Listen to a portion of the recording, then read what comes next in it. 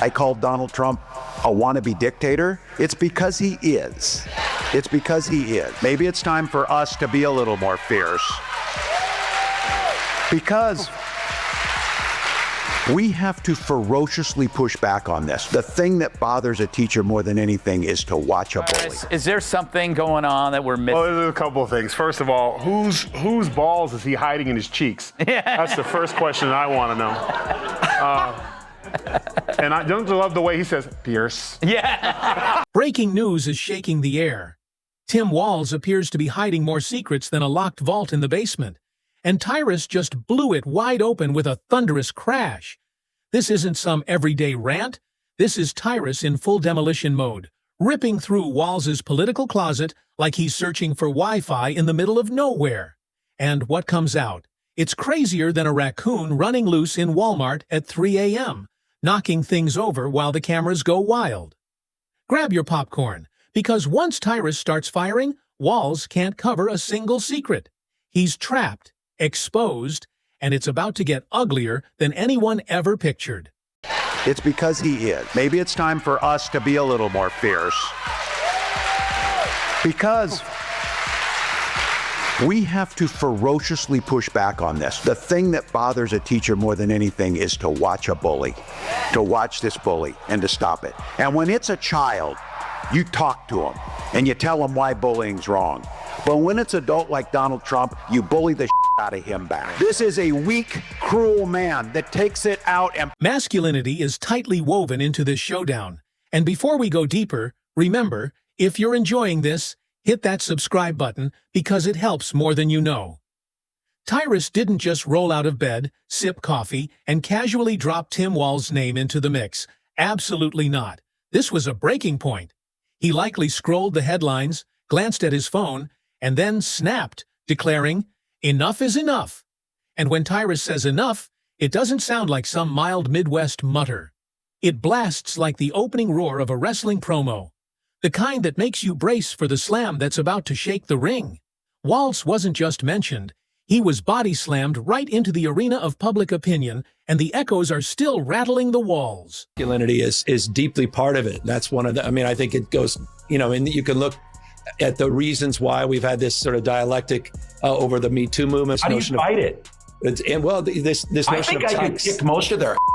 What he's mad about is his own fault. He's mad about the image that was portrayed of him as the hunter. And who did that? You did that. We just laughed about it because the one thing you can't do is you can't front. You can't floss. Those are two key words when it comes to manhood. There's Tyrus, completely unloading on Tim Walz. And people aren't shocked just because Tyrus is loud. He's always been loud. What stuns everyone is that the blinding spotlight suddenly shifts onto Minnesota's relatable dad-turned-governor. And that squeaky clean image starts cracking apart.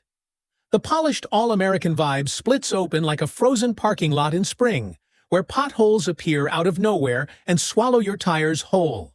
Suddenly, Walz's carefully crafted small-town charm doesn't look so unshakable, and the crowd can't turn away as Tyrus keeps peeling back layer after layer of that supposedly wholesome mask.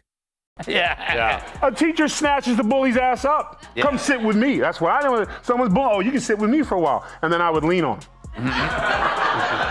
I'd bully him back. He's not a teacher. He's not a politician. He's a creepy guy who can't remember his speeches. I don't know what the hell was in the water in that White House, or was everyone on the same bad cocaine? But Kamala can't speak. He can't speak. Biden was so high he couldn't remember anything. Like, this is literally the dumbest administration of all time. Why is he talking? It really is the ultimate clown show. And I said this in the 5. He's a clown without a... Walz has been sold to the public as the image of calm, the regular neighbor, the guy who'd help you move a heavy couch, wave while mowing his lawn, and show up at the church picnic with potato salad in hand.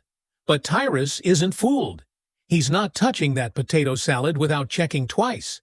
Instead, he pokes at it with a fork, sniffs it suspiciously, and declares, "This doesn't smell like honesty. It reeks of stale politics left out in the sun."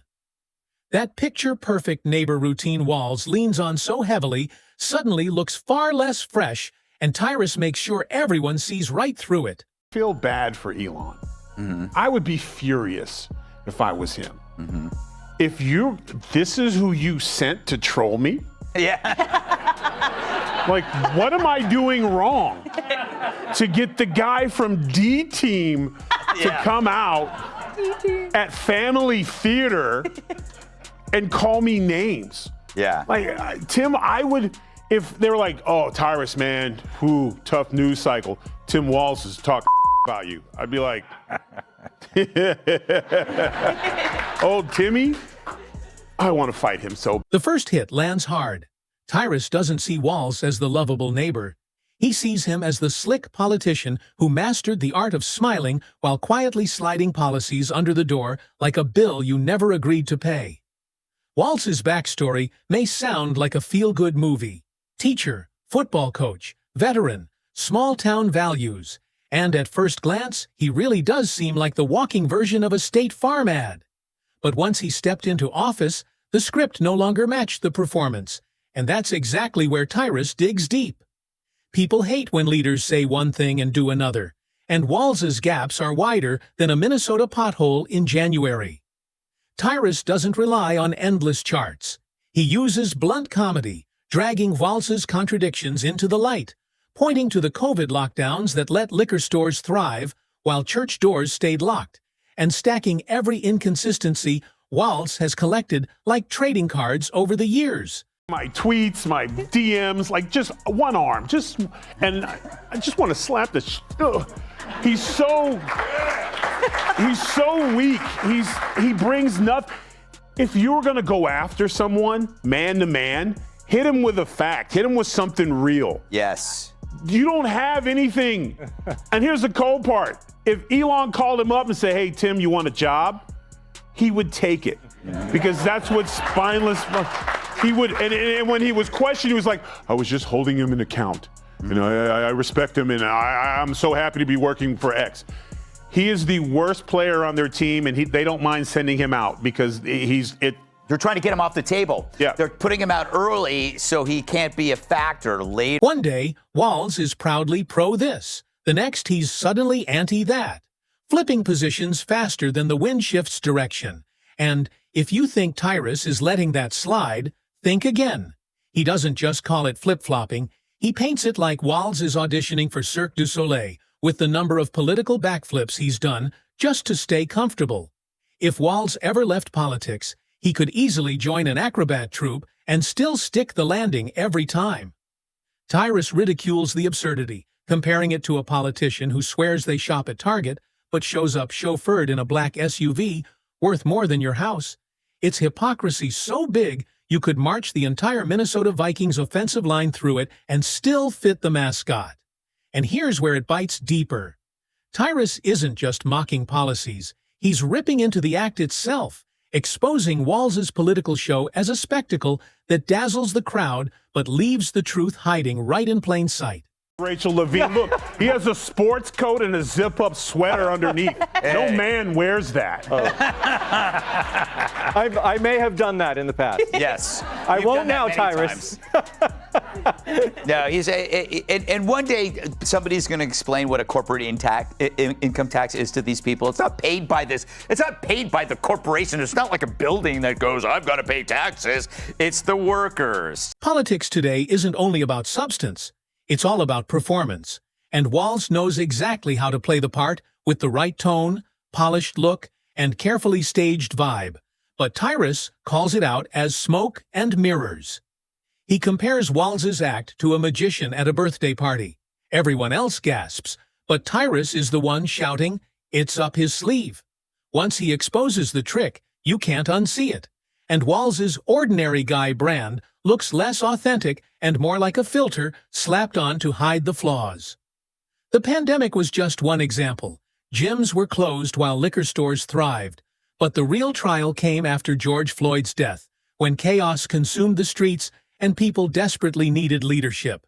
Instead, Walz delivered hesitation and confusion, standing there like a man with a garden hose facing a 5-alarm fire, hoping the wind might shift. And Tyrus makes sure nobody erases that image. No, That's a big red flag. Whenever you meet someone and they have to give you Well, their I resume, have, yes. yeah, and then as soon as they talk, you're like, that's why you gave me your resume. Yeah, because it doesn't speak for itself. You suck. Yeah. It's like when people have their PhD Yes. on their Twitter handle. It's like, you know, this person's completely bonkers. And their pronouns. Yes. Are you mad, though, Tyrus, that, like, beards have been kind of co-opted by beta males like Tyler? No, because Watch what you it's say. like all. Wait, hold on. Watch what I say. I will around, stick my hand up your back, and make you my puppet for the rest. This is where Tyrus cranks up the sarcasm, because he doesn't just say Walz failed, he paints it like a sitcom completely off the rails. Picture your neighbor promising to fix the fence, but instead he shows up with duct tape and a shrug. That's exactly the image Tyrus drives home. By the time he's done, Walz isn't just a politician with a few slip-ups. He's a walking contradiction wrapped in a cardigan of fake small-town charm, trying to hide the shaky policies duct-taped underneath. And what makes it sting even harder is Tyrus's delivery. He doesn't sound like some stiff analyst buried in numbers. He sounds like your blunt uncle at Thanksgiving, finally saying what everyone else is too polite to admit about the dry turkey. Walz loves rolling out big promises.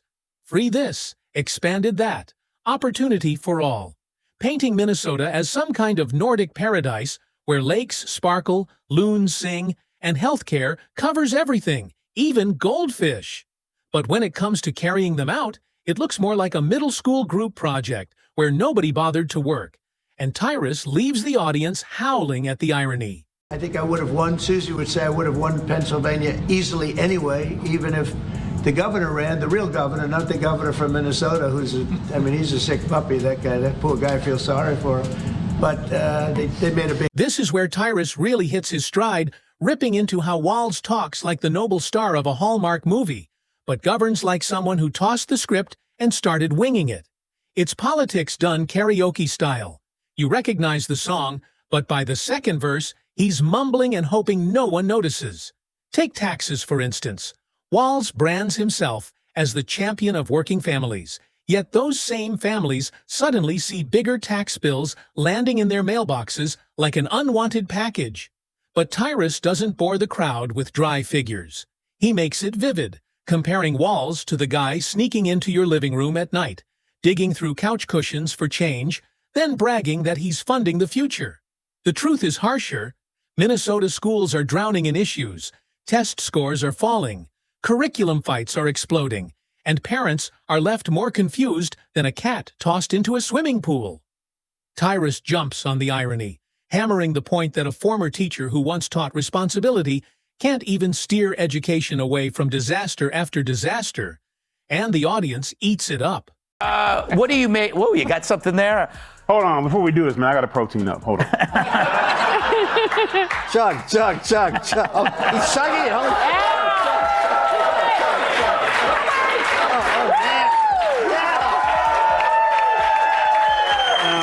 I need more protein, Gutfeld. I got my protein pudding, my protein shakes, jerky if you piss me off, but this ain't enough protein for this segment, Greg. I gotta old school this story here.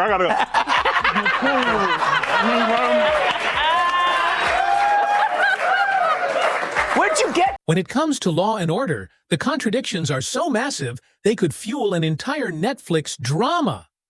Walz plays the caring leader, preaching justice, fairness, and reform. But then chaos explodes in the streets. Businesses are boarded up, and officials scramble with no clear plan in sight. Tyrus tears into it like he's roasting a bad sitcom, picturing the governor walking into mayhem, clapping his hands and saying, "All right, guys, let's calm down," while the chaos rages like Black Friday madness at Walmart. And then there's his military background, which Walz constantly waves around whenever his leadership gets challenged, as if flashing service credentials magically excuses every mistake. It's the political version of pulling out baby pictures to win sympathy. But Tyrus doesn't stop at pointing out contradictions. He mocks the whole performance, exposing how Walz has mastered the skill of looking serious when it benefits him and cheerful when the polls demand it. Tyrus compares him to a 90s mood ring. Whatever the public feels, Walz suddenly reflects it back. The ultimate chameleon shifting colors just to survive. I gotta tell you, I can't wait to debate the guy. That is, if he's willing to get off the couch and show up. So, you see what I did there? I gotta tell you, pointing out just an observation of mine that I made. I just have to say it. You know it, you feel it. These guys are creepy, and yes, just... Former VP pick Tim Walz turns into pure comedy gold in Tyrus's hands, painted as the kind of guy who actually practices empathy in the bathroom mirror. Should I tilt my head 30 degrees or 45? Does this frown look convincing enough? It's exaggerated, sure, but the image sticks, and suddenly you can't help but picture Walz rehearsing his "I care deeply" face before stepping to the podium. Meanwhile, Tyrus points out how Walz constantly talks about unity and bringing people together. Yet under his watch, Minnesota has been about as united as a family playing Monopoly for too long. Boards flipped, rules shouted, and someone storming off in frustration. Walz loves rolling up his sleeves, tossing in cheesy dad jokes, and leaning on that small-town charm. But Tyrus says it's no different than a used car salesman throwing on a baseball cap to seem relatable. The car still won't start, no matter how friendly he looks. The sting goes deeper. Walz doesn't just have contradictions in policy, he's hiding secrets in image management. And Tyrus drives home that Walz isn't the everyman he sells himself as. He's a polished product, packaged to look appealing but hollow once the wrapping is gone. Former VP nominee Tim Walz, he joined Beto O'Rourke at a Texas town hall last night, and the estrogen levels were enough to give Chuck Norris menstrual cramps.